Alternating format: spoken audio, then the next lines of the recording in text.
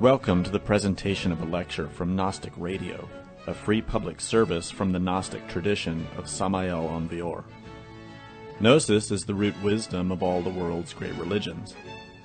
Gnosis is a universal teaching of practical science, whose goal is absolute liberation from suffering and the complete development of the human being.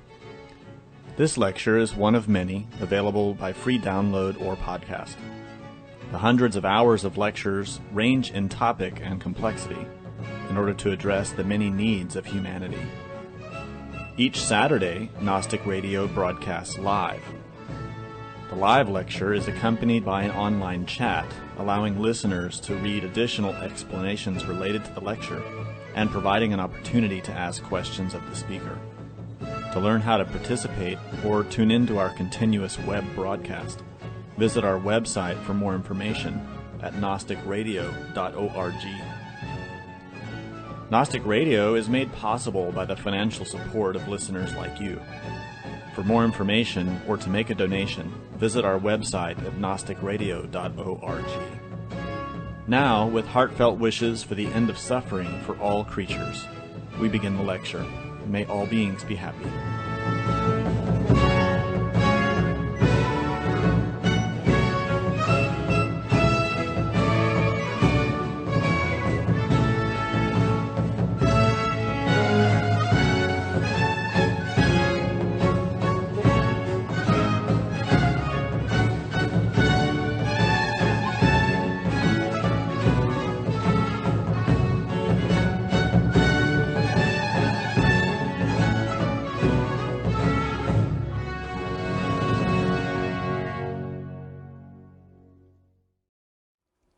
We are in a time of war,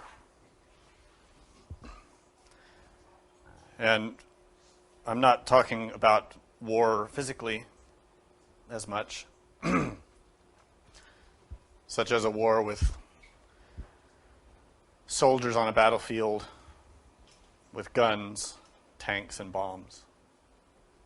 Although those types of wars are definitely a symptom of the war that I'm referring to.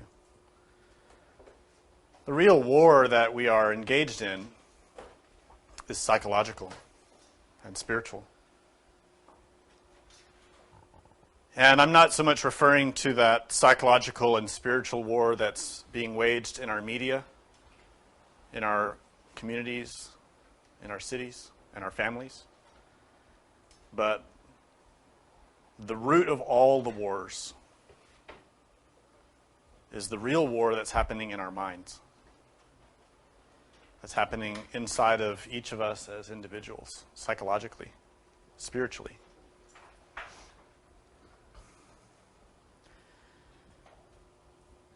The Gnostic teachings explain throughout all ancient philosophies and religions that whatever is happening to us physically, terrestrially, in our external circumstances, is happening because of our internal state, because of our internal circumstances. In other words, our physical life is a reflection of our interior life. What we experience around us is drawn to us by what we are inside. This might sound surprising to you if you've not studied the Gnostic philosophies, whether we call them Buddhist or Christian or Kabbalistic. This concept or this explanation of our existence is universal and is very powerful. But it contradicts much of what we can, in these contemporary times, believe about life. We have this belief that by changing our external circumstances, we can change our internal state.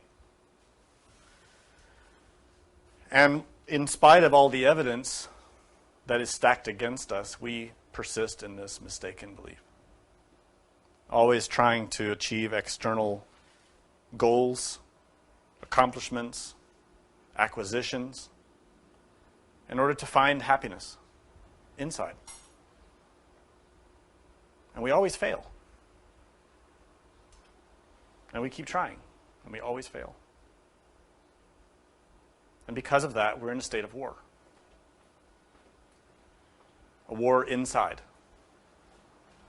A war inside of us between that longing for happiness against all of our desires.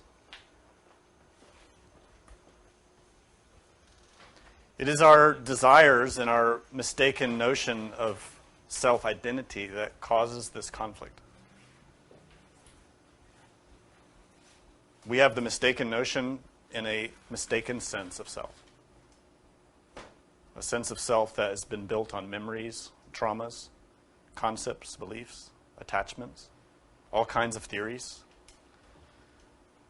Our particular individual birthplace and language and culture, and schools and groups and education and family history, flags, countries, religions, all of these things that we think make our identity.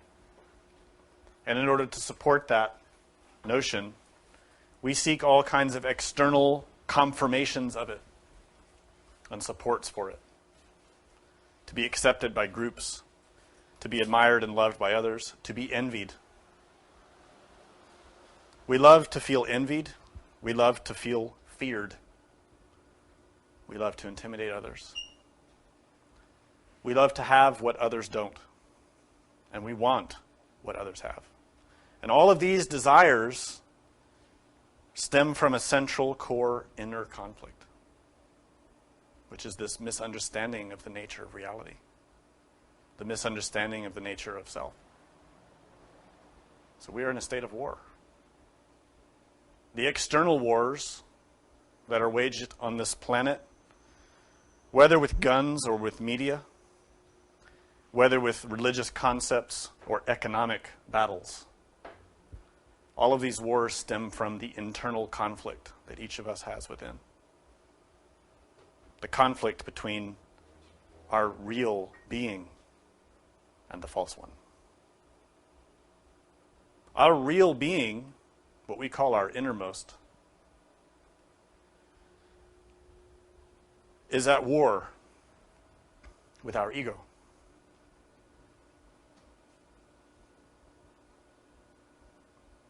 But we've made a grave mistake. We've chosen the side of the ego. And we persist in that choice as we persist in choosing to feed our ego and to support it and to fortify it and to give it energy and to listen to it. And we ignore the voice of our innermost. And that is proven by our suffering, by our loneliness, by our inability to change the fundamental problems in our lives, by the unavoidable circumstances that emerge from day to day. You see, we are attracted to spirituality, to the occult, to mysticism, to powers, to meditation, kundalini, to magic, to Kabbalah, because we want power. We want the power to change our circumstances. We want the power to acquire happiness. It's whatever our ideas of happiness happen to be. This is why we are attracted to these things. But unfortunately, we are attracted to these things through desire. Even though our innermost, our being, our inner God is pushing us to change spiritually, to come back to our true nature, the ego interferes and takes over and takes advantage and takes us away from the real path and convinces us that we're on the right one. So this battle is very serious.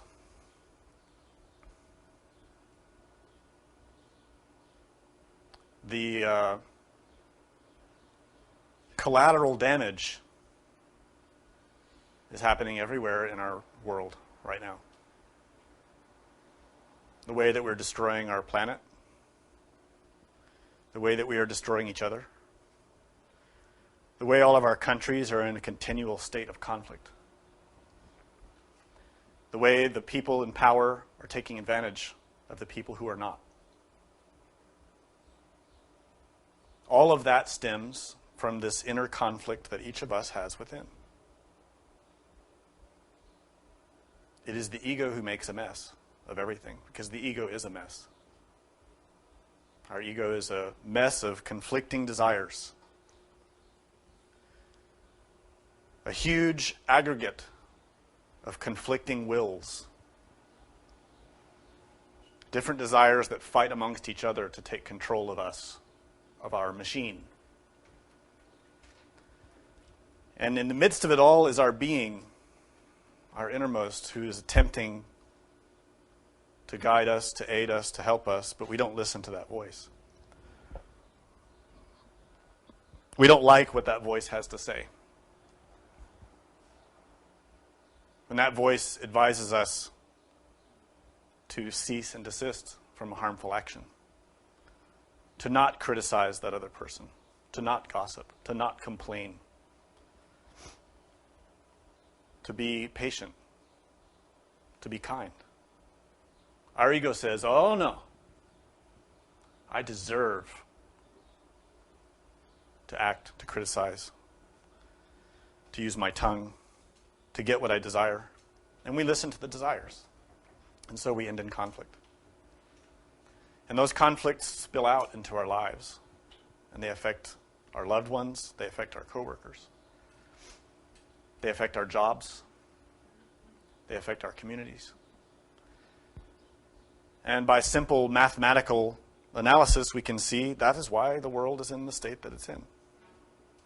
Because all the individual components of society are in this state of internal conflict, unable to listen to the wise voice that knows the right path, that knows the way to live in harmony with nature and the law, and to bring happiness to oneself and to others.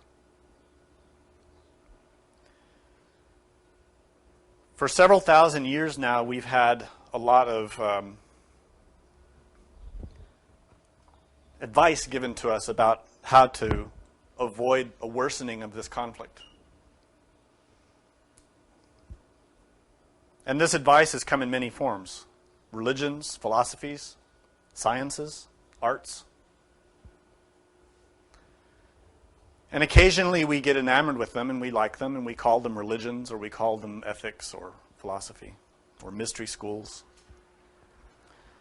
But in the end, our desires always win, and those schools are corrupted, degenerated, and die. The religions are corrupted, degenerated, and die. But still, the attempt is made to help us. Unfortunately, throughout all of these centuries, the consequences of our wrong actions act much like compound interest. They work on an exponential scale. Because as we've studied with karmic laws, the consequences of an action are greater than the original action. This is a basic law of karma. One action spreads out, creates an effect, and it aggregates with the other effects and other actions, and they build upon each other. And that's why we see our society moving so rapidly, like a cart barreling down a hill, and no one seems to know how to take control of it or change its direction. And this is why we see every single area of our society collapsing. We can't name a single aspect of our life that is truly getting better. Now, most of us would immediately think, but technology is getting better.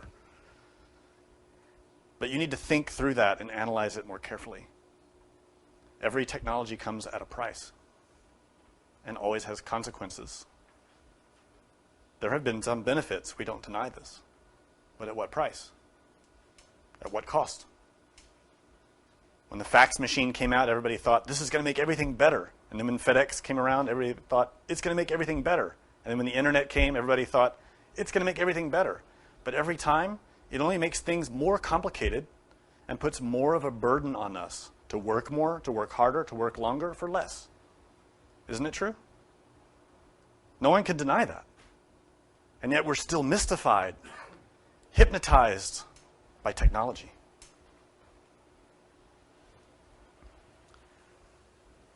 The rate of change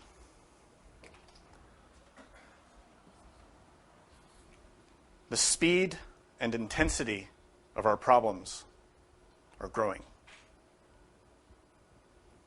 They are not lessening. Our politics are not getting better. Our economics are not getting better. Our social systems are not improving. Our families are not getting stronger. Our societies are not getting stronger. Our agriculture is not getting better. Our water supplies are not getting better. Our air is not getting better. Nothing. Our religions aren't getting better. Where is something getting better? Where do we find an improvement on this planet? We cannot find it. None of us like to admit this. We don't like to see it. And when I talk about these things, what does it bring up in your heart? Fear? Anxiety? Worry? Why? The one who has faith in God, the one who knows God, the one who is connected to God, does not fear. So, before your eyes, we have the evidence. Are we connected with God or not? Are we guided by our innermost or not? Are we reflections of God here in this world or not? I know each group claims to be the chosen group. Each religion claims to be the chosen people, claims to be blessed by God and chosen to be the initiators of the golden age. And there are Buddhists who think that of themselves, and there are Christians who think that of themselves, and there are Jews who think that, and Gnostics who think that. But where is the evidence? Where is it? Are these groups truly, are these individuals truly reflections of God? Do they reflect the virtues of God? The virtues of the divine? Do they truly, spontaneously, intuitively act like Buddhas? Are they truly improving society or bringing more conflict? These are the questions we have to ask ourselves about our own spirituality. To get at the root, the heart of this conflict, this battle. You see, the war that we're fighting is a war against ourselves. The real war. We get distracted by external circumstances and think we are David fighting Goliath. And we think Goliath is society. We think Goliath is the established religions. Or that Goliath is the Illuminati or the Great Conspiracy. We think Goliath is government. We think Goliath is the Pope or some religious leader. We think Goliath is anything outside of ourselves, but we never realize that Goliath is ourselves, our own mind. David is also ourselves. But David, if you know the story, is just a boy, a child, innocent, weak, and without any protection. No armor, no training, no experience. The only thing that David has is faith.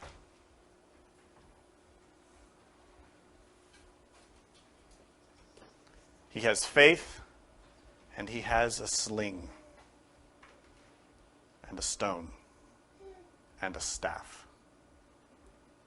David, of course, is a symbol who represents an aspect of our consciousness in a given stage of development in the process of initiation, the development of the soul. David is a state or a level of development that we can reach. But to reach that, we first have to be Saul, who was king before David. That's not the purpose of today's lecture, to talk about those stages of initiation. What we're here to talk about is, how did David do it? How do we learn from David, and what can we do to imitate this example, to learn from it? Goliath is this giant who seems all-powerful, who seems to have absolute dominance of the battlefield. This is the case when we look into our mind. Goliath is our mind. Goliath is our sense of self. It is who we think we are. Goliath is very strong and very confident. Whatever our own sense of self is, whether that sense of self is we feel ourselves to be a good person, we feel ourselves to be smart, to be giving, to be clever, to have insight into this and that, to have certain skills, to have certain problems, maybe.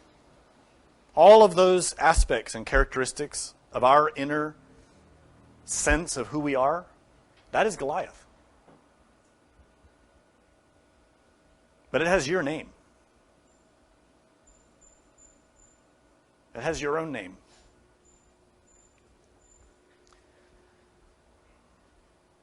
When you discover real spirituality, when you really become sick and tired of suffering, when you really taste the bitterness of life and you're done with it, and you want to be done with it, you want to change, then David starts to emerge in you. The potential to become David. David represents, in synthesis, our consciousness. What we call essence. What in Buddhism is called Buddhata or Buddhadhatu or Tathagatagarbha. And this is the embryo of the soul. In us, we only have 3% of it free from the clutches of Goliath. 3% more or less. So when we look at the story of David and Goliath and we see Goliath at the head of an army, Goliath is like our chief feature. And the army is all the egos within us. And David is that free consciousness. But in us, David's asleep. We're not David yet. We haven't conquered Goliath. Our David hasn't even woken up yet. Our David is just a babe. And to reach this stage, to confront and overcome Goliath, is a huge triumph. It doesn't come easily. Don't think that just by discovering a teaching or reading a few books or becoming a fan of a teacher or a book or a teacher or a movement that you'll all of a sudden become David and overcome your ego. It doesn't work like that. This type of change is deeply painful. and very difficult to accomplish. It requires that you confront the deepest, most painful, most shameful parts of your mind. It isn't pleasant, and it isn't fun, and it isn't something to boast about or be proud of. It is something that is our duty to do. When you have a duty, it must be done. It isn't something to go talking about, telling everybody, oh, I did this and that, look how great I am. When you take out the trash, do you go boasting to your friends? Hey, I took out the trash today. Don't you want to admire me? The ego is trash. Our sense of self is a lie. It is a beast. It is a minotaur, which is the same story as David and Goliath. To confront that, to fight that, we have to first start by awakening this essence, by learning about this in ourselves and working with it, not in the future, right now. Be cognizant. Pay attention. Be here and now. Be awake. Be in charge of your psychological temple, in yourself. And watch that Goliath as he mocks you, as he laughs at you, because he will. And he will use every circumstance that he can to make you go back to sleep. This is the battle. He will work through your spouse, through your friends, through your fellow students, through your coworkers, to make you feel foolish and weak and ashamed and a weakling and like you can never beat him. It's up to you to decide if you believe him or not. And the evidence will be shown in your day-to-day life. This is what Gnosis is about.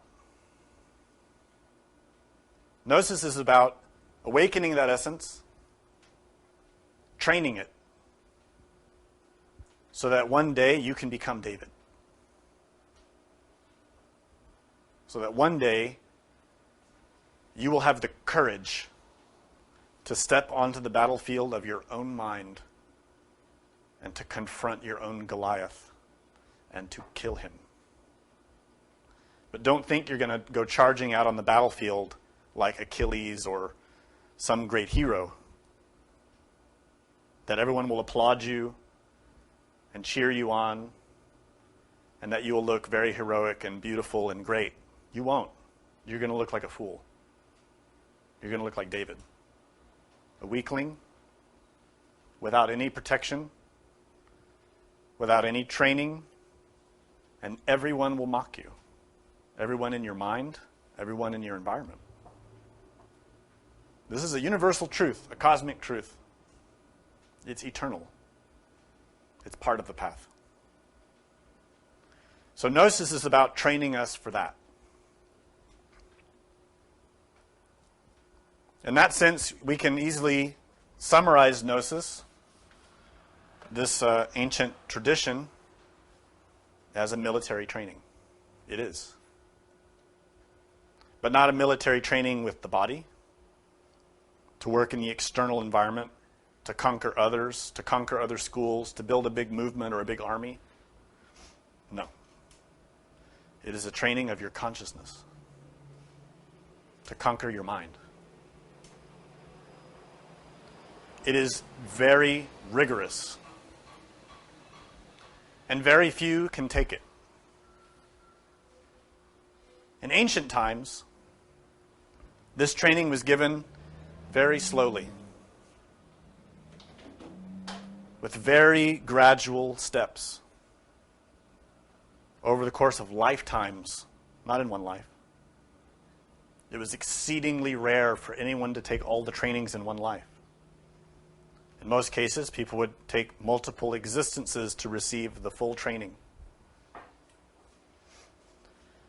And this is why we see in all our traditional mystical schools and religious traditions what we can call a graded path, or stages to the path. In Tibetan Buddhism, they call this Lamrim. It was taught by the Buddha Shakyamuni. It was taught by Guru Rinpoche or Padmasambhava, and it was organized by Tsongkhapa and presented in an organized fashion. But that same teaching exists in every religion. Different terms, same concept. A teaching that was built on graded paths, or what the Tibetans in Sanskrit are called yamas. More or less like rungs on a ladder. The beginning stages are always the same in every religion. Ethics. What to do, what not to do. This is work with psychology.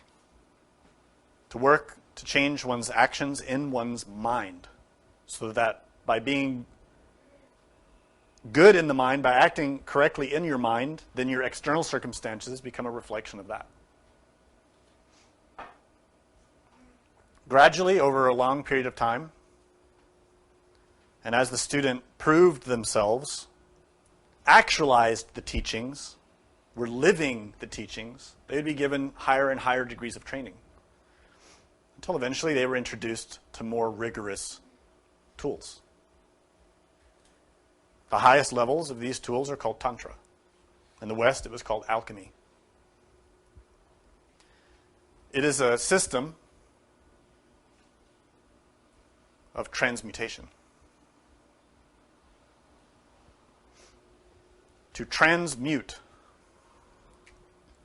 is to change from one thing to another. Trans means across. Mutate or mutation is related to form or change.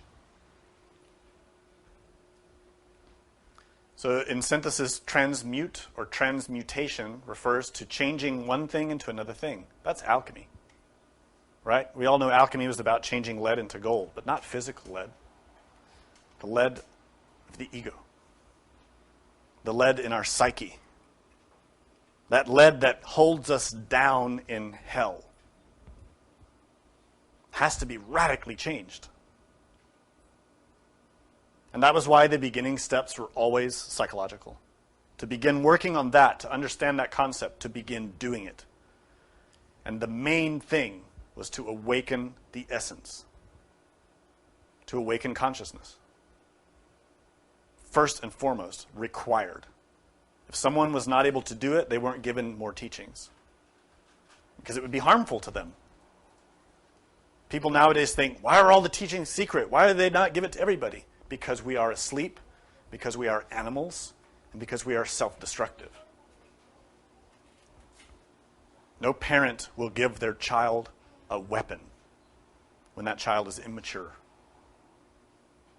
Likewise, a responsible teacher will not give the student something that will hurt them. The science of transmutation and the higher forms related with Tantra are based upon the transmutation that occurs in the lower forms in psychology. This was always the prerequisite. To learn how to transmute the mind, to transform the mind, to change it to something better, to make it more in harmony with nature and the law of karma. And these teachings were hidden in every tradition, in every mystical school. How to perform this transmutation, how to change from one state to another state. Throughout this entire development, through our written history, through our oral history, we've passed through many stages of this process, of this information being given out. But we've reached the end. As I mentioned, that scale, that exponential scale of change, is reaching a level of unsustainability. This is very evident everywhere we look in our society now. The energy is tearing us apart. Our psychological energy, which is karma, is shaking us to pieces. No one can deny that. In our society, we see it everywhere. Very few families are even able to stay together because the psychological environment of families is becoming too intense from generation to generation. Families are splitting. It's rare now to find a family that still is connected and close. It's very easy to find fractured families. The same is true of every other social structure. Moreover, the energy is so powerful, it's shaking the planet. Scientists don't like to admit it, but the record shows that the earthquakes are increasing. Volcanic activity is increasing. Problems in nature are increasing. Problems that are beyond our control. The evidence is there. We don't like to see the cause or admit the cause, but we are the cause. And because of that, the protectors of the knowledge, those who have achieved the knowledge, who have actualized it, who have awakened, opened the doors to us. They said, there's no more time. Soon, this planet will shake itself apart. This civilization, this culture, will consume itself. We have been on the brink of it for decades. Never before in our history has it been possible for one person to get into a room and push a button and end the world. It's like that now. We like to think we're safe and that all those buttons are locked away. But we can't even keep a guy from, doing these different terrorist acts that are happening all over the place. What if one of those guards became a terrorist? What if one of those guards went crazy? What if the president went crazy? There are no guarantees. It's terrifying. But it's a fact. And that fact is a reflection of our psychology. We built this. God didn't build this. We did. We made this. And we can't seem to fix it.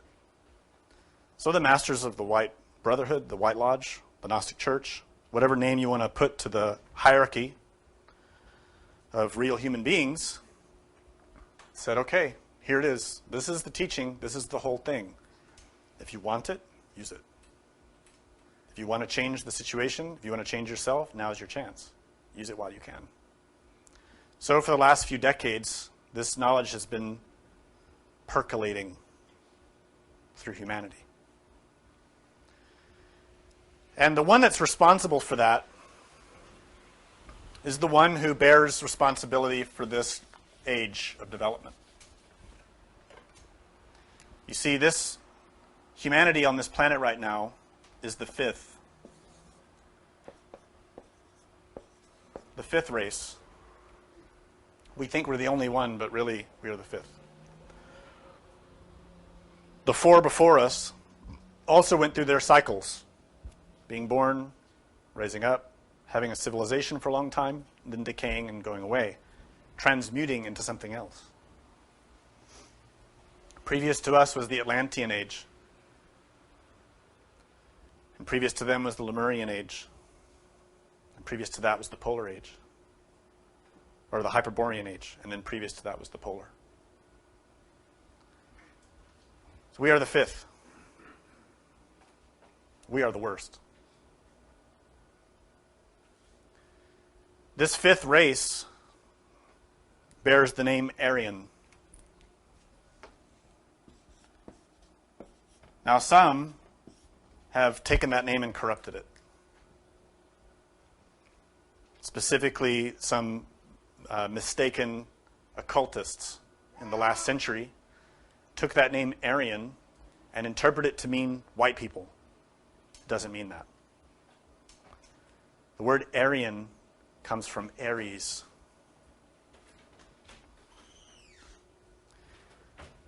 The word Aryan comes from the Greek god Ares.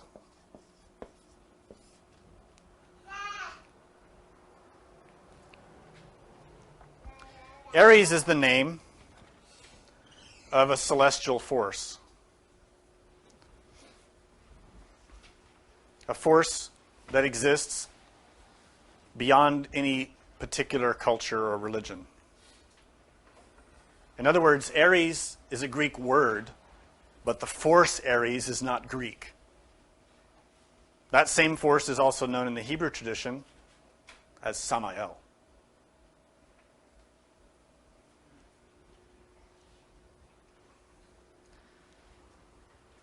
The archangel Samael is the fifth of the 7 archangels mentioned in the Bible. The archangel Samael is the 5th angel in the line of succession of angels who have been guiding humanity. So this current race is under the guidance, is the responsibility of the angel Samael. And that's why in our mythologies, in all of our great traditions, there's a lot of talk about the serpent. Because Samael is related to the serpent. Ares is related to the serpent. The Bible starts with a story about a serpent. All the great traditions have a serpent in the middle. That serpent is Samael. Here we see a picture of Ares. Ares in the Greek tradition is always depicted as a great warrior, as the god of war, the god of battles. And his symbol is a serpent. We see that on his shield. This particular image depicts him conquering a giant named Mimas. And you see the giant looks exactly like Ares, a mirror image. That's because Samael, Ares, is Lucifer, is related to that force in this particular race, this particular age. We have the serpent above and the serpent below. We have the serpent of bronze that healed the Israelites under the guidance of Moses. And we have the fiery serpents that bit the Israelites when they sinned. These are the 2 serpents that can rise upon the staff. One that can go up or it can go down. It depends on how the energy is used. Samael, Ares, Lucifer, in other words, is an energy, a cosmic force. A force related with battles and warfare. And that energy descends from above into us, but is polarized according to our mind stream. This is why the Greeks loved and hated Ares. They loved him and they hated him. This is why the Hebrews hate Samael. But some of their scriptures, they love Samael. This is why in the Bible we find the stories of the serpent, where the serpent is always condemned, and yet Jesus said, "Be as wise as a serpent." We find this great duality, but that duality is a reflection of the nature of that energy in ourselves. You see, that serpent can either liberate us or enslave us. That serpent tempts Eve, causing humanity to fall from Eden into suffering. That serpent also raises on the staff and heals the people of God. The choice is ours. Depends on how we use this force, this energy. This image shows that Ares is the great warrior who can train us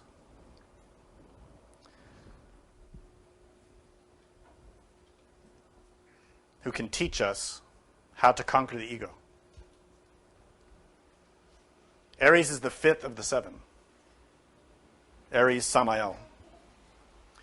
The 7 angels, or the 7 planets, are represented in all of our great traditions also. It's important for us to know this science of the 7 planets. They influence us in many ways. Number 1, the moon. Number 2, Mercury. Number 3, Venus. Number 4 is the sun. Number 5 is Mars, Aries. 6 is Jupiter. And 7 is Saturn. When our inner being, when our monad first emerged from the absolute, that ray of light that came from our Ein Sof passed through a prism, a spiritual prism, related to these 7 planets. And these 7 planets gave as gifts to that ray of light their colors, qualities. All of us have this inside as an inheritance in our consciousness. And we experience them because we are alive. We all have them. These qualities are virtues or attributes that are modified according to our conditioning. The moon, which is the first planet, the first force in these 7, puts into our consciousness a quality or an energy, a psychological attribute related with the moon's own nature. The moon begins, the moon initiates, the moon creates. So the quality that the moon gives to us is altruism, generosity, to give to others, unselfish giving. But when our consciousness becomes modified through desire, when that serpent is polarized negatively in us, that altruism becomes avarice. It becomes greed. This is why in our mind stream now, we continually experience, I want. I want. Very rarely do we experience, I want to give. This is very rare. It may happen occasionally, but our conditioning has become so severe that most of the time we experience, I want for me. This is avarice. When we observe our mind stream on a day-to-day basis, this is what we can see. Don't believe me. Look at yourself.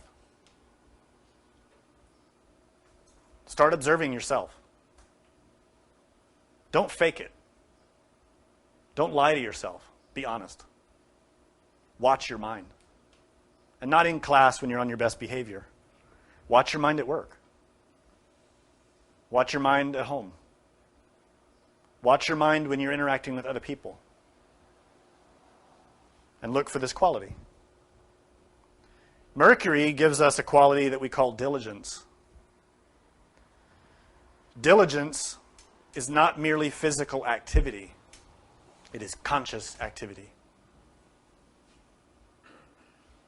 We have what we call consciousness. We all think right now that we're conscious, but we're not. We're asleep as a consciousness. That asleep state is laziness.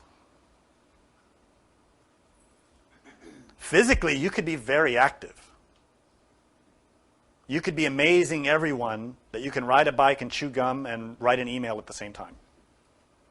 And I bet probably everybody here can do that. But that's not diligence.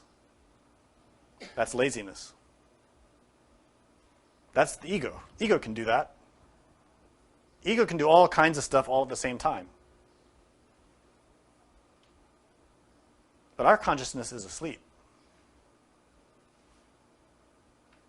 The proof of that is evident throughout our life.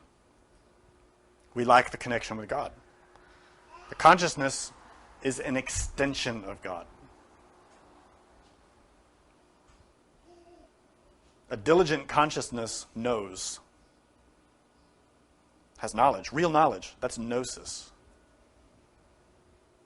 A diligent, awakened consciousness does not fear, doesn't get stressed out,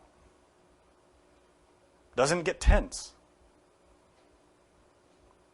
But you know the most beautiful quality of an awakened consciousness? Peace. In the heart. But it's a peace that's not for oneself. It's a peace that expresses itself towards others. That radiates serenity and love. That is diligence, consciously. That diligence works for others. Gives, acts for others in many ways. But it's not self-obsessed. Laziness is self-obsessed, even when it's hyperactivity. Whether you're lying on the couch all the time or you're working 26 hours every 24-hour day. There's a polarity there, but it's still laziness. Venus gives to our consciousness the quality of chastity.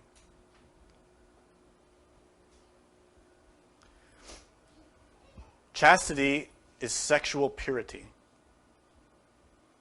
not sexual abstention. Every creature in the universe is a sexual being in their level. Sexual energy is part of nature. It's normal. It's natural. It's needed. But lust is not. We don't see the difference. We don't understand the difference. Really, in all of these cases, what we think is altruism is usually avarice. And what we think is diligence is usually laziness. And what we think is chastity is usually lust. That's because these qualities cannot exist with the ego. They're oil and water. They cannot mix. Real chastity is sexual energy that belongs to God. You see the beauty in a flower? Have you actually contemplated that beauty? Have you sat and observed it and digested that beauty? Do it. Sit and observe it. Not in your imagination, but actually sit and do it. It's springtime now in North America, and this is a perfect time. Take a few minutes and go and look at a flower. That is chastity. The delicacy of it, the beauty of it, the magnificence of it, the incomprehensible nature of that flower is chastity. That's Venus. But let me tell you something.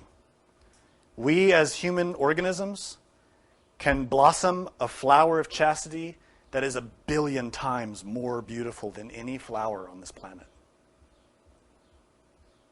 But we don't find anyone like that because we're all trapped in lust.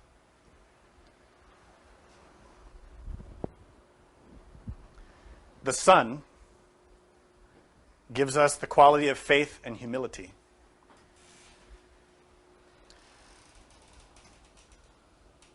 True humility and true faith are the greatest strength, the greatest armor, the greatest power. That's why the sun is in the middle. You see, of these 7 planets, there are 3 on either side, and the one in the middle is the sun. The sun gives life. What is it that gives you your spiritual life? Faith in God. Not God outside, your innermost. What is the opposite of that? Faith in oneself.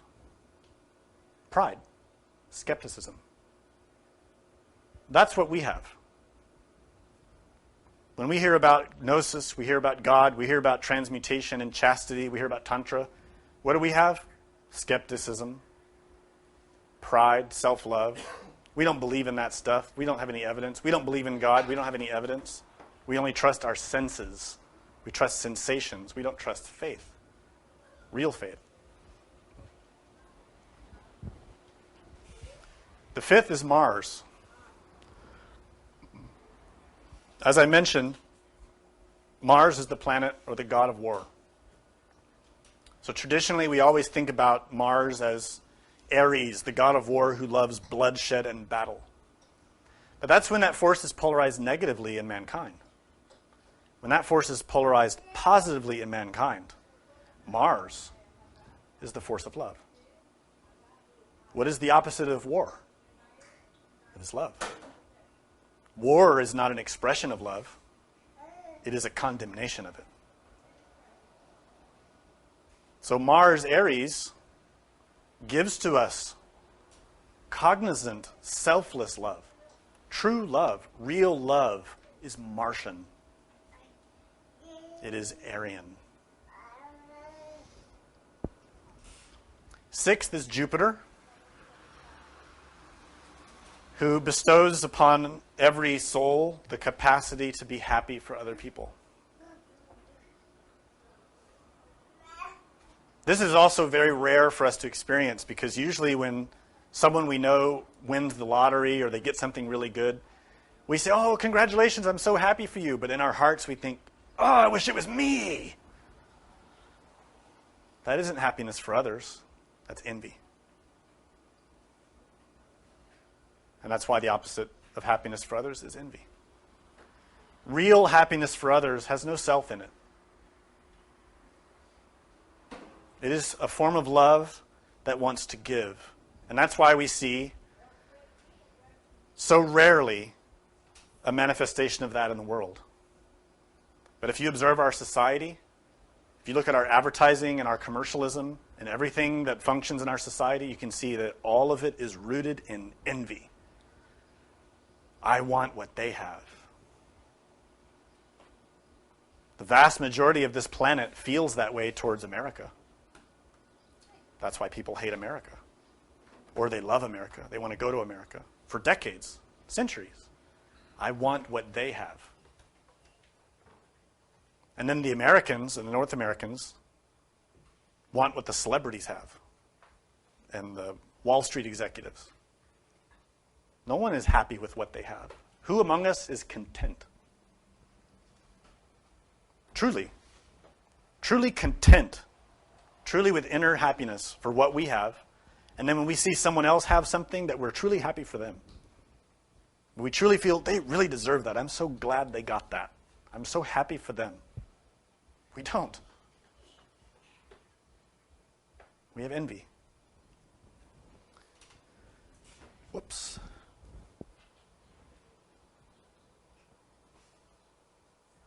The seventh. Oh, I didn't put the seventh. The seventh is Saturn.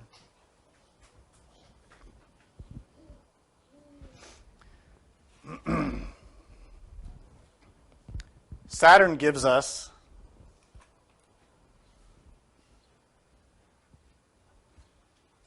now my mind went totally blank because this thing is messed up.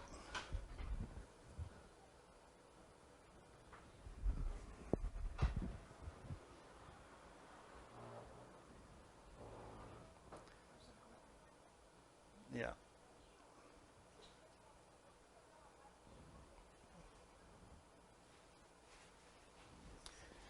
Saturn gives us temperance, the seventh planet. Temperance is self-control,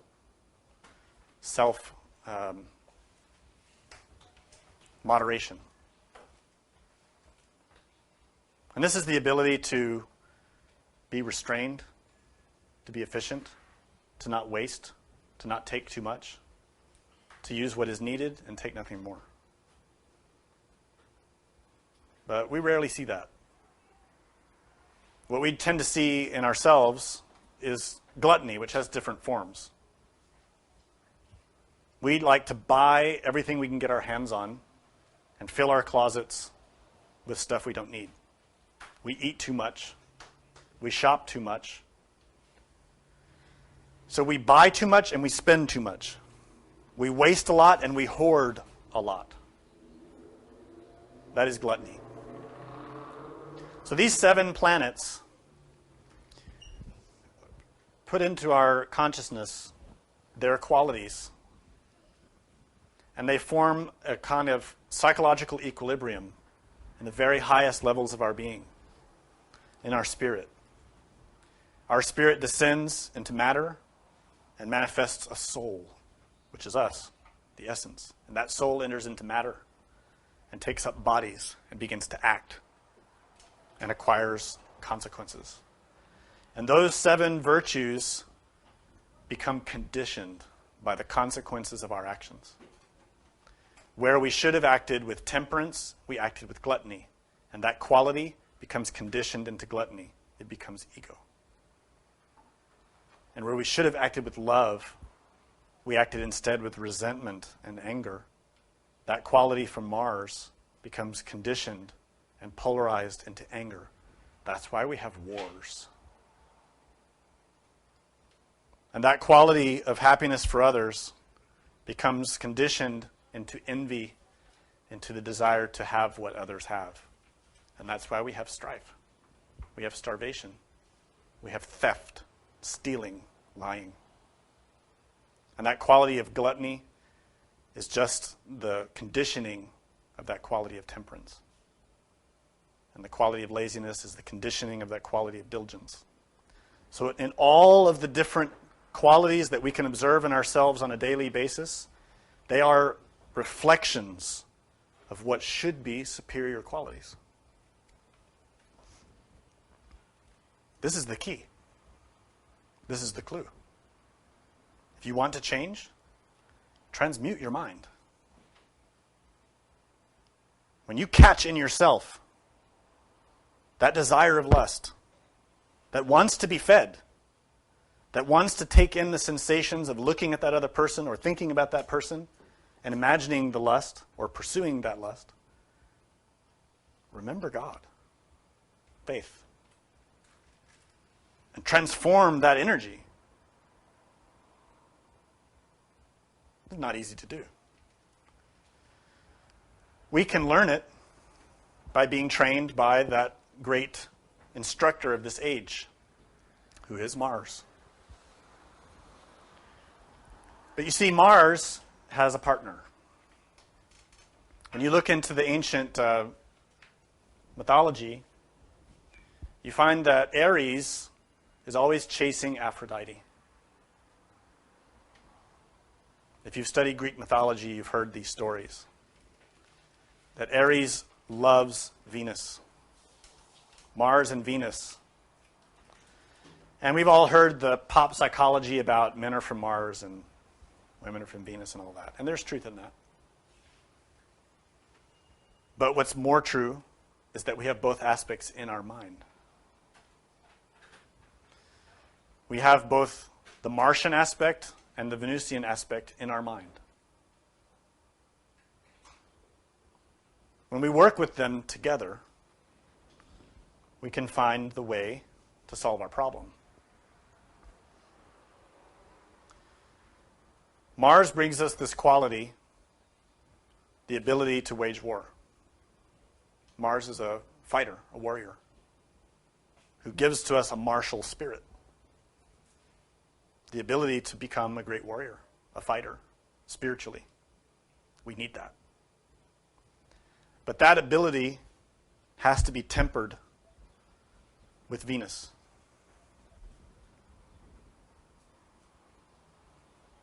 In order for those forces to work in harmony, in balance around the sun.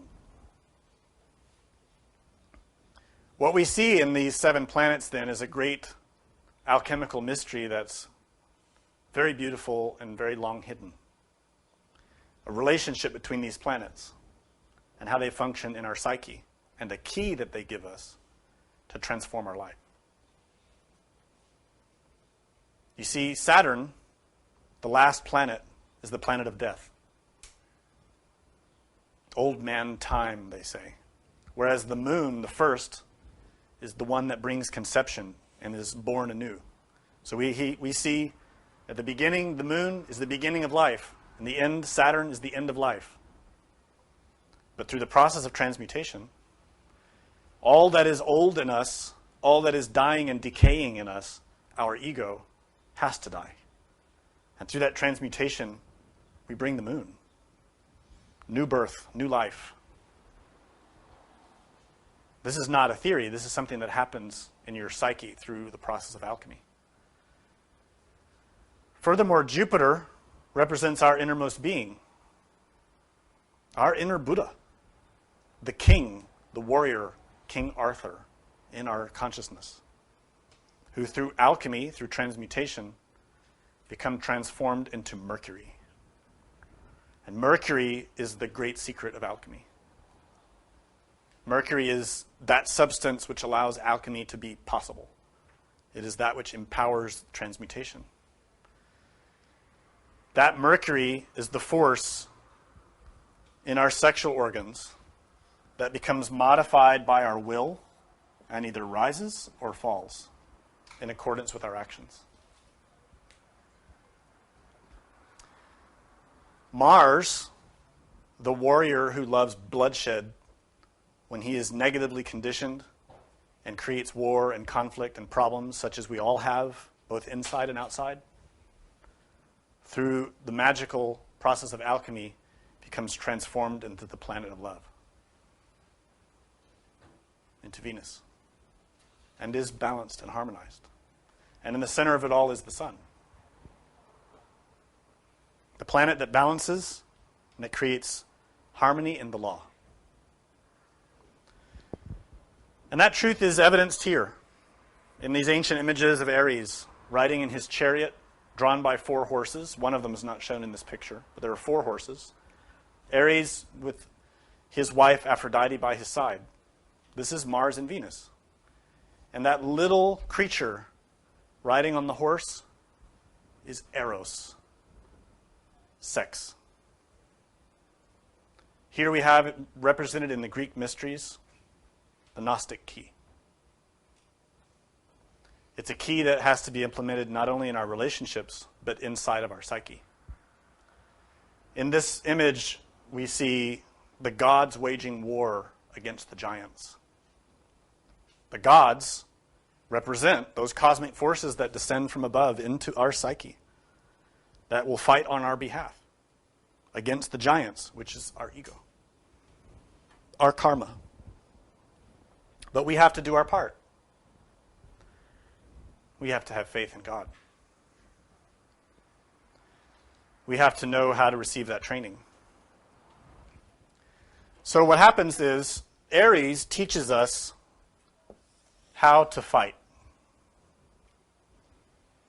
When Ares is tempered by Venus, in other words, when that martial spirit is balanced by Venus, the force of love, then we can take the training of Ares and learn how to be spiritual warriors. And that's in many levels. That's why we've been talking about spiritual defense, what the tools are, mantras and prayers, but the main thing is the psychological attitude. You see, when you study the Gnostic tradition, you're given many tools. They're armaments, really, weapons. Those armaments and weapons are in many forms. The books are full of knowledge, full of weapons. The mantras, the prayers, the practices are all weapons. And through using them, you develop your own inner weapons and tools on the forge of alchemy. In that forge, you begin to create the soul, to create vessels for that soul to inhabit, which are great armaments and great weapons that we need in the battle. But let's make something very clear. We need the solar bodies. We need the bodies of the spirit. We need the bodies of the logos. We need to develop all of those vessels up the entire tree of life. But they are useless if we have a bad attitude. In fact, they become dangerous. You see, the armor is no good if the warrior has no training. If someone gives to us the most precious suit of magical armor that exists, but we don't know how to use it, it's useless. If someone comes and gives to us a powerful sword, beautiful, glittering, but we're an immature child, we will hurt ourselves. We will cut ourselves. We could kill ourselves. Or worse, someone else. That is why, as I mentioned, traditionally the teachings were given in graded stages. Now there's no more time. What you find in this teaching, in this tradition, are very powerful tools. And you can easily destroy yourself with them. I've witnessed it. I'm praying I don't do it to myself, because I'm an idiot. It's easy to do. A weapon is dangerous. You need training to know how to use it properly. The fundamental, most important training is psychological. To learn from your own inner Aries, your own innermost, your own being, how to be a warrior for him. In the ancient myths, your being is represented by King Arthur.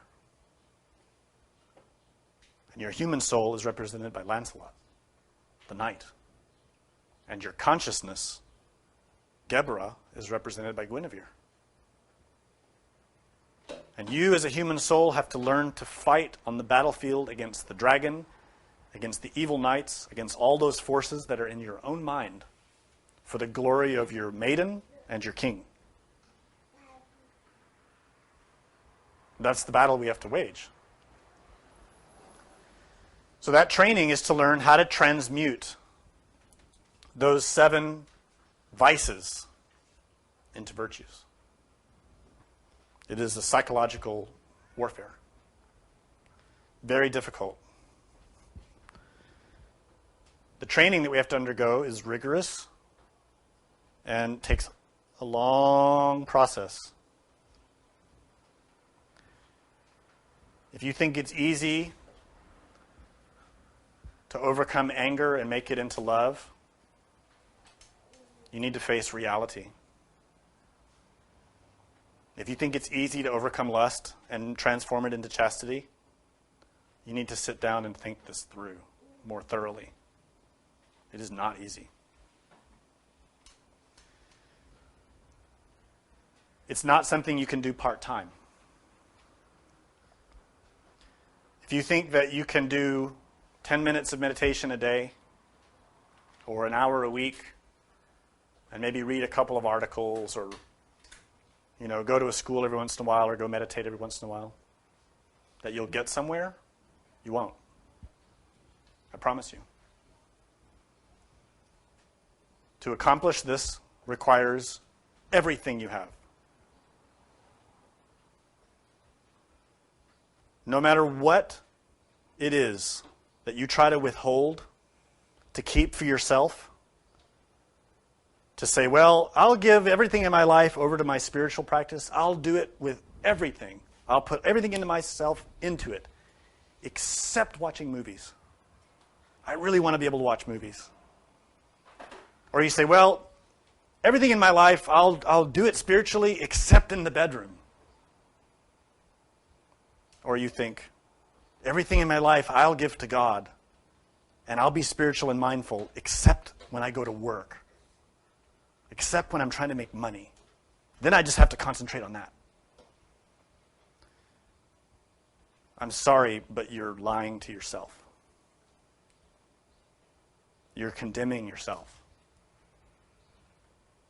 Goliath is winning.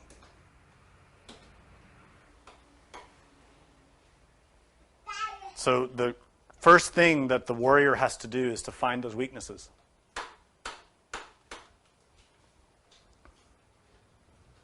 A man once told me, when you begin martial training, The student comes in and believes that they have certain qualities and values already. They think, I've got a really good left hook, or I'm really good at shooting a rifle, or I'm really good at this particular technique. An instructor said, that is their greatest weakness.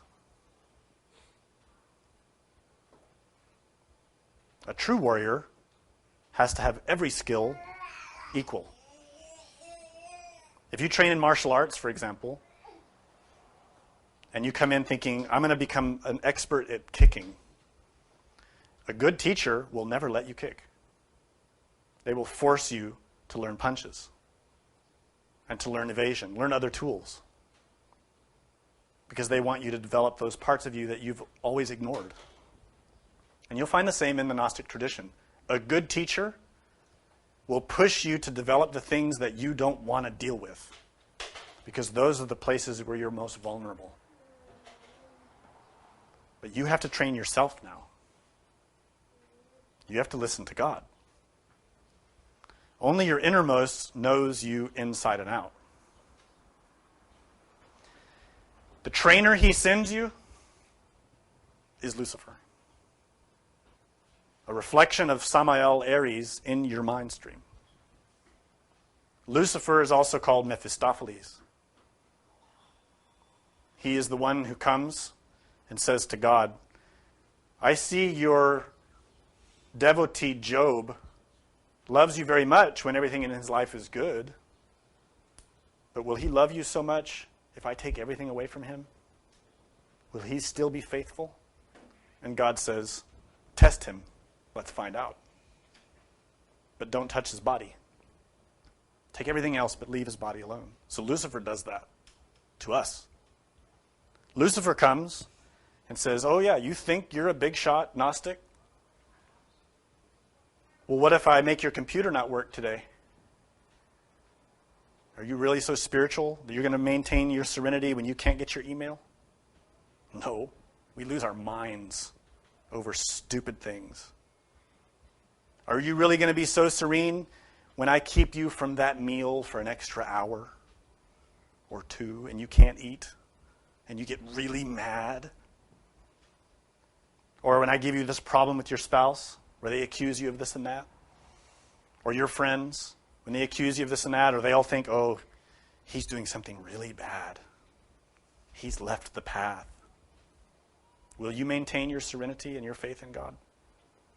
Or what if Lucifer gets permission from God to touch your body too? To give you an illness? To give you a sickness? To make you look like a fool in front of the whole world? Will you still maintain your faith and serenity in God? What if he comes and takes your spouse away? What if he takes the life of your spouse? Can you maintain your serenity? Can you maintain your faith in God? This is our trainer, and he will do it all to you. It's only a matter of time. Don't believe for an instant in the ego's idea that now that you're on the path, everything's going to be golden from here on out, and you're on a path of eternal happiness. The path is not like that. The real path is a path of bitterness and fights, and it is painful. Because to come out the other side, to emerge from this life as a conscious, awakened being, all that is impure in us has to die. And that process of death is not pleasant. And that process of death happens every day. It sounds grim, but war is grim. War is not easy. Spiritual war is the hardest. It's harder than a physical war. But let me give you something that can help you. You see, David won. Do you realize that? David was a little kid with nothing.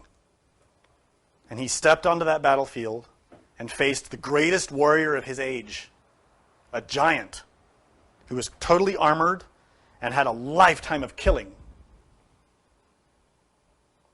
And David just went out there and said, I have faith in God, and that is enough. And he won. That is all you need. You need the tools and techniques. You need to learn to meditate, to transmute, to observe yourself, to sacrifice for others. These three factors must be practiced daily. But more than that, to support that, to strengthen that, you need the right attitude, the right state. Samael and Vior told us very clearly, the best defense, the best weapon is the correct psychological state. Period. And you may not realize it now, but if you really work seriously with this science, you will come to realize it, that you always have a choice. In every situation that you face, no matter how difficult, no matter how painful, no matter how subtle, it is up to you to feel how you feel. It is up to you to act how you act. It is up to you to think how you think. So when you feel the burden, that heavy psychological weight of your mind giving you trouble, your heart giving you trouble, your body giving you trouble, take a hold of yourself and generate the right state. And the shortcut, the magical tool to do that, is to remember your innermost, to call upon God. The single most powerful tool for that is the Lord's Prayer. When you face moments of temptation, great trial, when you really feel like you're going to die or you're going to kill somebody, pray that with all of your heart. Pray the Our Father. Call upon your innermost. Let go of everything. Like David on that battlefield, alone, nearly naked, with nothing, but having faith in God. And you'll realize how much power you actually have. Now, what this emphasizes for me is a misunderstanding in many esoteric traditions that emphasize that the students absolutely must learn certain techniques, or absolutely must develop solar bodies, or absolutely must belong to certain groups, or this and that, in order to succeed. And if you don't have those things, you're going to fall from the path. You won't become a Buddha. That's actually a lie. Yeah, we need those things, but you can actually succeed without them. You can achieve great heights of spiritual development without solar bodies. You can't go all the way, but you can go a long way. You can achieve great heights without such and such a school or such and such a master. They might help you, but they can't stop you if you don't have them. And there are many prayers and mantras. You don't need to know all of them. The main thing you need is the right psychological attitude. To awaken your consciousness, to have faith in God, to work with your energies. That will take you. You see, this emphasizes the point that even if someone has the solar bodies, if they have a bad attitude, they're going to go to hell. In other words, if they use those tools in the wrong way, they're doomed. Someone can have the solar body, someone can reach great levels of initiation, but if their pride takes a hold of them, or if their gluttony or their greed or their envy takes a hold of them, they will fall. So what good are the solar bodies? Conversely, if you really master and learn bodhicitta, true compassion and love for others, true serenity in the mind, you can easily surpass those people with solar bodies. You can go a long way. And then later you can develop those other tools. It is our inner attitude that makes the most difference. The point here is, don't think you have to have a spouse to advance in this teaching. Don't think you have to have a school or second chamber to advance in this teaching. Don't think you have to have the astral body to succeed in this teaching. They're useful, but the main thing you need to advance in this teaching is a relationship with your innermost and the right attitude. The most important. So there's a prayer I'll read you that comes from around the 7th century BC. So it's almost 3,000 years old. And this is a prayer from the Greeks to Samael, to that force. And the prayer reads like this. Ares, exceeding in strength, chariot rider, golden-helmed, doughty in heart, shield-bearer, savior of cities, harnessed in bronze, strong of arm, unwearying, mighty with the spear, O defender of Olympus, father of warlike victory, ally of Themis, stern governor of the rebellious, leader of the righteous men, sceptered king of manliness, who whirl your fiery sphere among the planets in their sevenfold courses throughout the ether, wherein your blazing steeds ever bear you above the third firmament of heaven. Hear me, helper of men, giver of dauntless youth. Shed down a kindly ray from above upon my life and strength of war, that I may be able to drive away bitter cowardice from my head and crush down the deceitful impulses of my soul. Restrain also the keen fury of my heart, which provokes me to tread the ways of blood-curdling strife. Rather, O Blessed One, give you me boldness to abide within the harmless laws of peace, avoiding strife and hatred and the violent fiends of death.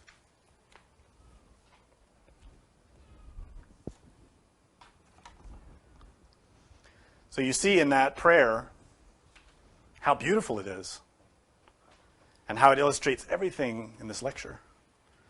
And what I want to point out specifically is that the prayer calls Mars the ally of Themis. Themis is the name of a Greek goddess, is a symbol.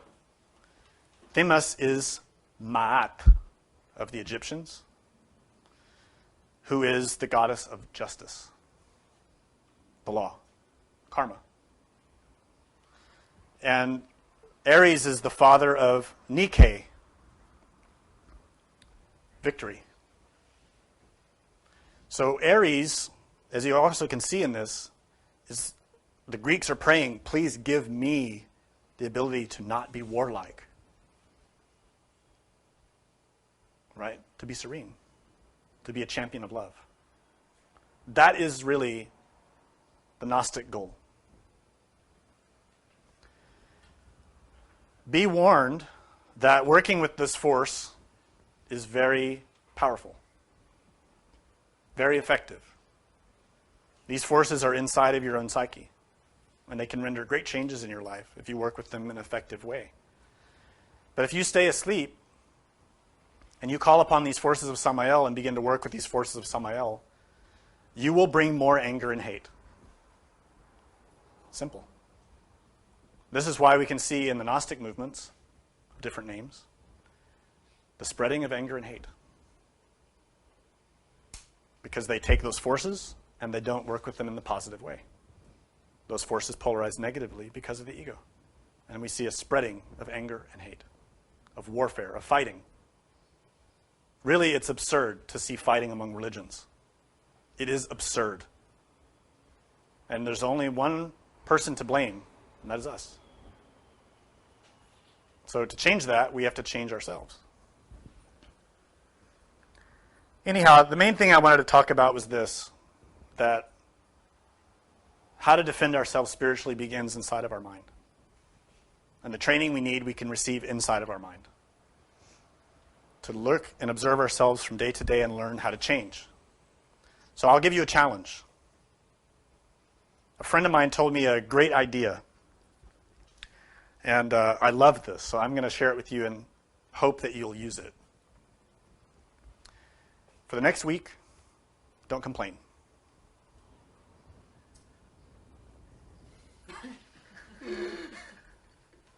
Yeah, you laugh, right? Because you realize how impossible it is. Okay, so I'll make it a little easier. Find a partner. Maybe your spouse, maybe coworkers, maybe more than one. And tell them, if you hear me complain, I have to give you $1. If you hear me criticize, I have to give you $1. And if you don't want to do it that way, then make a piggy bank. And any time that you catch yourself criticizing or complaining, whether with your mouth or your mind, donate that dollar to a good cause. See how quickly you overcome that habit. You may not realize how much you complain and how much you criticize others. But your complaining and your criticizing is a symptom of a lack of inner peace. Did you know that? If you want inner peace, then deal with the symptom. Go right to the cause. The cause is in your mind. But you can't see the cause until you see the symptom. So this technique is a really excellent way to start to recognize the symptom in yourself of disharmony in your mind, unhappiness, dis-ease. Everybody's laughing and smiling, right? Because you're like, oh man, I can't do that. That's impossible. I'm going to be broke in 2 days. Well, actually, you'll be broke in 1 day. It won't take 2 days. So try that. And be sincere. And I'm sure whatever group or not a good cause you decide to donate your money to will be very happy that you're being so honest with yourself. Do you have any questions?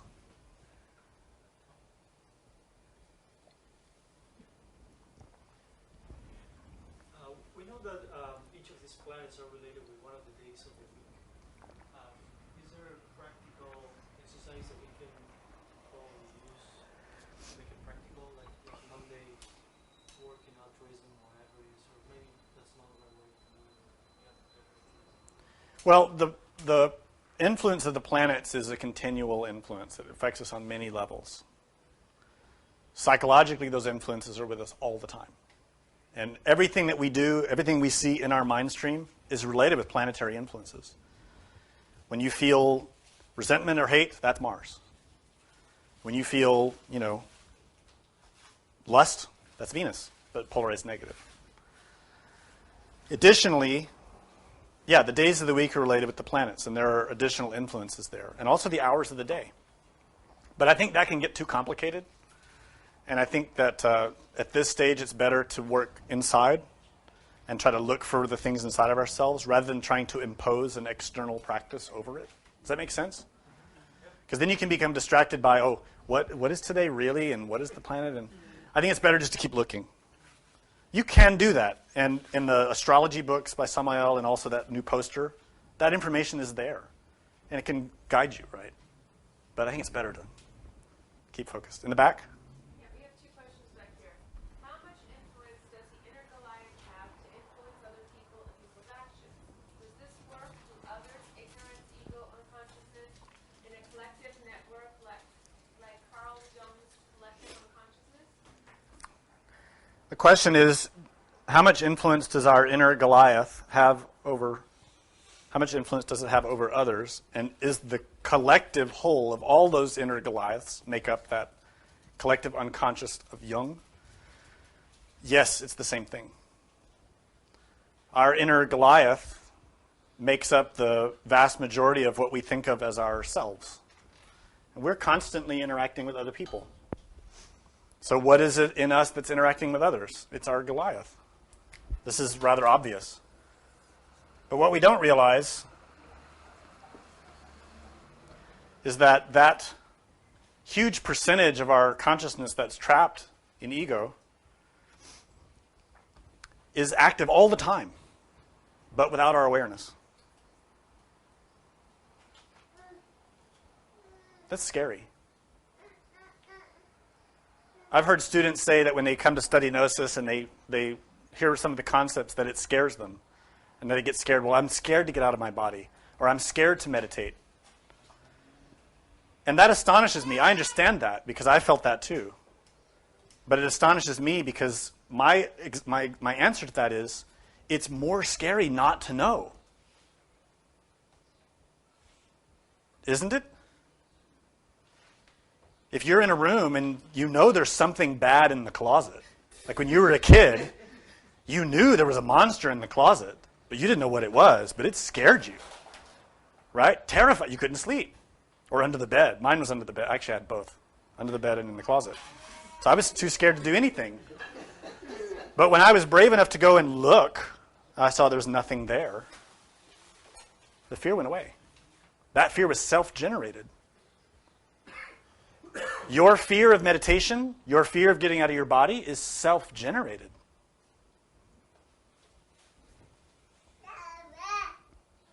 So, yes, our ego definitely affects everyone around us and everything around us all the time. But it's more scary that we're not aware of that.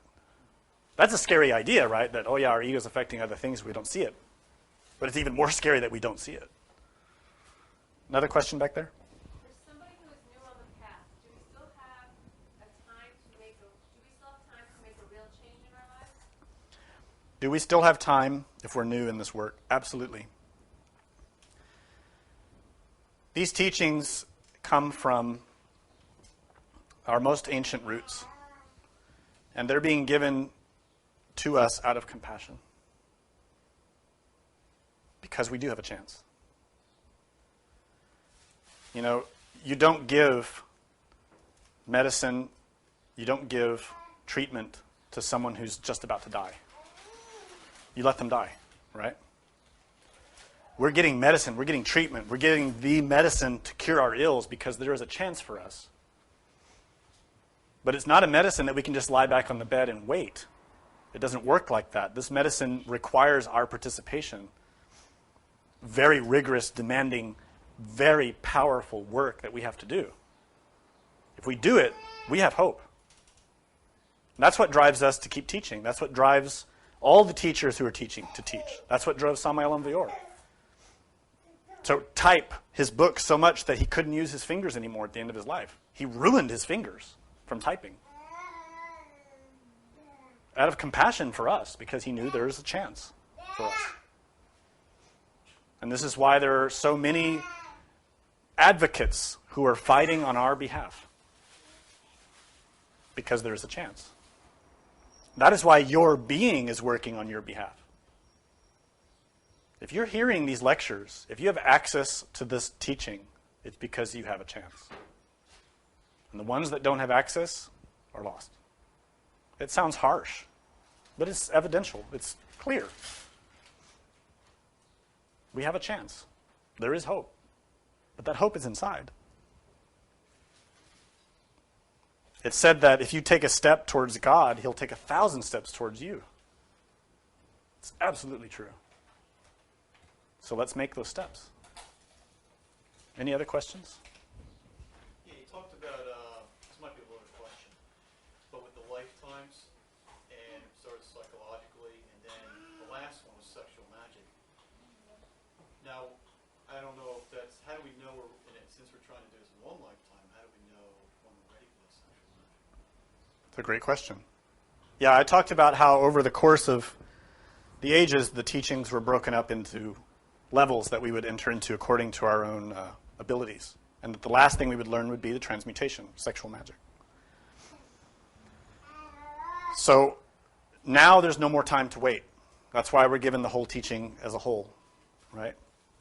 Now students anywhere in the world can learn about all the mysteries of sexual transmutation and learn those practices.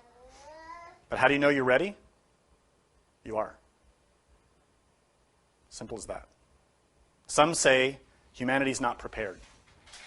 Some say these teachings have to be withheld because humanity is not ready. That is a very Piscean way of thinking.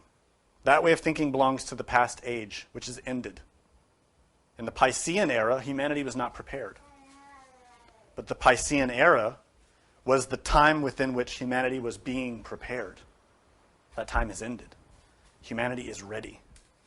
Your personality might not be ready. Your personality might have problems and conflicts. But the soul of humanity, that wave, the whole human race is ready. And that's why Samael Aun Weor initiated that age, the new age, and gave the teachings publicly, and wrote his books publicly, and gave the knowledge publicly, because humanity needs it now. People who withhold that knowledge or keep it from themselves are committing a crime. A crime against the soul, a crime against the being. When the being leads a soul to that teaching, it's because that soul needs it. And if someone stands in the way of that transmission, they commit a grave crime against that soul. A terrible crime. Those teachings are here now because we need them. We have to give them with clarity and with expertise. And this is why Samael explained in his books, the teachings of the ninth sphere have to be taught through Kabbalah so they can make sense to people. They have to be taught scientifically, with comprehensive knowledge of all the religions, openly and clearly, which is how he taught it. And we have to follow that example and teach in the same way. Moreover, when we hear it, we have to start learning it and understanding it and practicing it to whatever level and wherever we are in our life. If we're a single person, we practice as a single person. There is absolutely no reason for anyone to continue with their old habits of fornication. Those who do that are enslaved by their own inner Satan. Simple as that. And those who encourage others to do that are also enslaved by their inner Satan. There is never an excuse to say, that person's not ready for sexual magic, let them continue fornicating. How can you say that? How can anyone say that? How can you condemn that soul to that suffering? And people do it. So when that teaching is given to us, it's because we need it. And that is the age that we're in now. These teachings have been taught publicly for 60 years now. 60 years, 6 decades they've been in the public sphere. And still there are people who say, oh, we're not ready. Humanity's not ready. I'm sorry. I humbly disagree. Any other questions? I don't mean to get so, intense at you, but... Yeah, no, I expect you to act like that. I was just curious to why. We're ready. We may not like it. We may not want it, right? Because our desires clearly have other interests, right? But if that teaching is there, we need it. That is the teaching that will revolutionize your spiritual life. And if you avoid that teaching, it's your choice, right? Anybody can choose that. Everyone has the right to choose what they want in their life. Simple. But without transmutation, without sexual magic, they will have nothing. Nothing but the same. Nothing but suffering. The same old track. Any other questions? Yes? That same line, when you're brought to begin the higher practices of Tantrism and you're working with your partner and they're not quite, going along with it, how do you develop yourself knowing that, as you said earlier, it could damage you, it could ruin you? If this person's not into it, this is your spouse, they're not working psychologically or they're not working, trying to do the same thing you're doing. How can you... Yeah, well, how do you manage it when your spouse doesn't cooperate? Not for yourself, too, but... Of course. Of course. No change is coming overnight. Like I said before, we can't switch from lust to chastity immediately. It doesn't happen like that. It's a long fight. If your partner doesn't agree with these teachings and doesn't agree with the practices, accept it. It's your karma. Moreover, you have to respect their will, respect them, and love them. They're your spouse. They're your partner. It's hard. There's no question about that. But it's also a test of faith. It's a test of will. It's Lucifer getting you right in your heart, right? That's a very strong challenge. One that you have to face. There's no avoiding it. If that's your situation, deal with it. Don't just reject your spouse saying, oh, they're not supporting me, I have to leave them. Nowhere in the teachings does it allow that. Jesus strictly said, no, you cannot do that. Right? And Paul said that. These are great beings that we have to follow their guidance. Paul said, you know not, you may save your spouse. If they leave you, that's another thing. If they leave, it's their will. They can do that. You should still fight to save your relationship. Right? So how do you get through it? Day by day, with faith. You do your best. It may be, like Samael and Vior told us, that you may have to practice in secret. You may have to act like you're not practicing in order to calm the ego of your spouse. Right? You might have to fake. It can be done. It's not easy, but it can be done. Should you do that? I don't know. That's something you have to find yourself. This is the other thing. Every person enters this work and will face the steps of the path in accordance with their own karma. We can't compare, really. Everyone's going to face their own situations, their own recurrences, their own ex-spouses, their own mistakes, and have to deal with them in the way that their being guides them to do it. None of us have the right to judge anyone else. And when we give advice, we have to give it with a great deal of caution. So in your case, try to listen to what your being tells you. Or if someone here is facing that challenge, listen to your being. Don't rush. Be patient, wait, and listen. God always gives us the guidance, but sometimes he makes us wait a little while. Right? But it's always there. Was there another question? Somebody? No? Okay, thank you.